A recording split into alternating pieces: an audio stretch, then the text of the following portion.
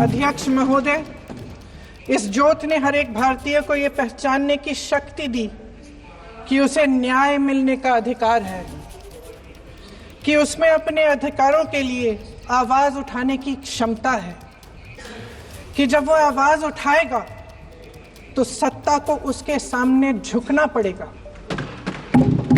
इस संविधान ने हर एक देशवासी को ये अधिकार दिया कि वो सरकार बना भी सकता है और सरकार बदल भी सकता है। ये ज्योत जो हर हिंदुस्तानी के दिल में जलती है, उसने हर हिंदुस्तानी को ये विश्वास दिया कि देश की संपत्ति में, देश की दौलत में, संसाधनों में उसका भी हिस्सा है, कि उसे एक सुरक्षित भविष्य की उम्मीद का अधिकार है, कि देश बनाने में भी उसकी भागीदारी है। उम्मीद और आशा की ये ज्योत मैंने देश के कोने कोने में खुद देखी है। उन्नाव में मैं एक रेप पीड़िता के घर गई, उसे जलाकर मार डाला था। वो शायद 20-21 साल की होगी। हम सबके बच्चे हैं। हम सोच सकते हैं कि अगर हमारी बेटी के साथ बार बार बलात्कार हुआ और फिर जब वो अपनी लड़ाई लड़ने के लिए गई तो उसको जलाकर मार डाला गया होता तो हम पर क्या बीतती।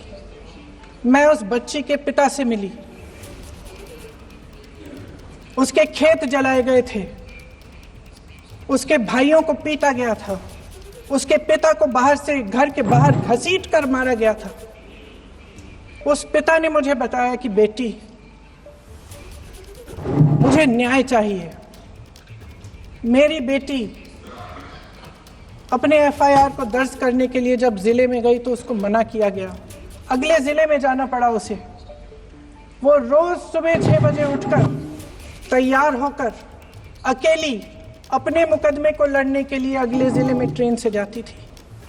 उसके पिता ने मुझे कहा कि मैंने उससे कहा, बेटी अकेले मत जाओ, छोड़ दो ये लड़ाई। लेकिन उसकी बेटी ने उसको जवाब दिया कि नहीं पिताजी, मैं अकेली जाऊंगी, मैं लड़ूंगी, ये मेरी लड़ाई है, मैं इसको लड़ूंगी। ये लड़ने की क्षमता, ये हिम्मत उस लड़की को और करोड़ों भारत की नारियों को हमारे संविधान ने दी। आगरा में मैं अरुण वाल्मीकि के घर गई। अरुण वाल्मीकि पुलिस स्टेशन में काम करता था, सफाई का काम करता था। आप सोच सकते हैं हमारी तरह उसका भी परिवार था। नई नई शादी हुई थी, 2-3 महीनों का बच्चा था। पुलिस स्टेशन में चोरी हो गई। चोरी का इल्जाम उस पर लगाया गया। उसके पूरे परिवार को उठाकर पुलिस स्टेशन में ले गए। आप हंस रहे हैं, लेकिन ये गंभीर बात है। और क्या गंभीर बात। शर्म करो, शर्म। अरुण वाल्मीकि को पीट पीट के मार डाला, उसकी बीवी को पीटा, उसके पिता के नाखून निकाले, उसके पूरे परिवार को पीटा गया।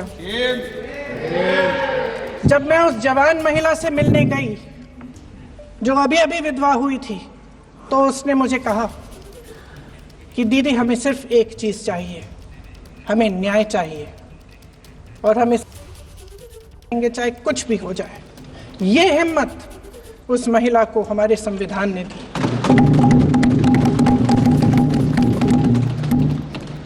संभल के कुछ लोग आए थे हमसे मिलने जो मृतकों के परिवार के सदस्य थे। उसमें 2 बच्चे थे, अदनान और उजैर। अब सुनिए, उसमें 2 बच्चे थे, अदनान और उजैर। एक बच्चा मेरे बच्चे की उम्र का है, दूसरा उससे छोटा 17 साल का है। दर्जी के बेटे थे। दर्जी का एक ही सपना था कि वो अपने बेटों को पढ़ाएगा, लिखाएगा।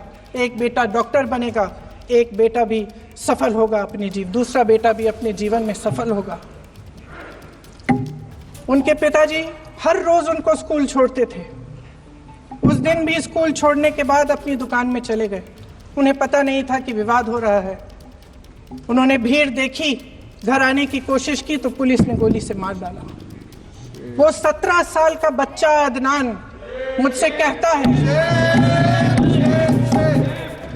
वो 17 साल का बच्चा अदनान मुझसे कहता है कि मैं बड़ा होकर डॉक्टर बन के दिखाऊंगा, मैं अपने पिता का सपना साकार करूंगा।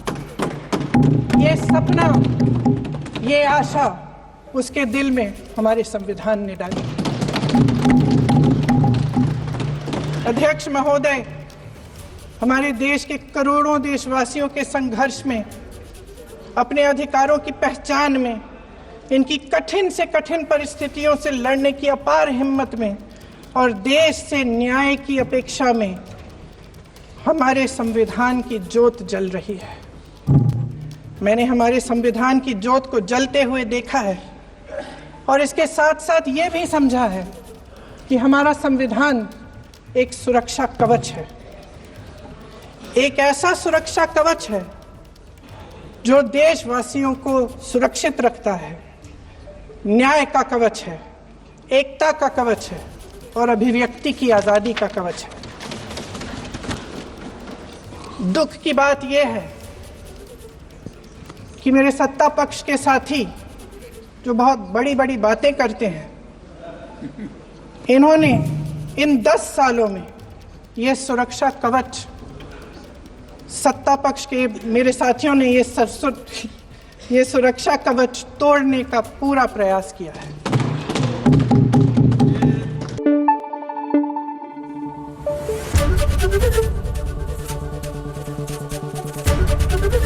एबीपी न्यूज आपको रखे आगे।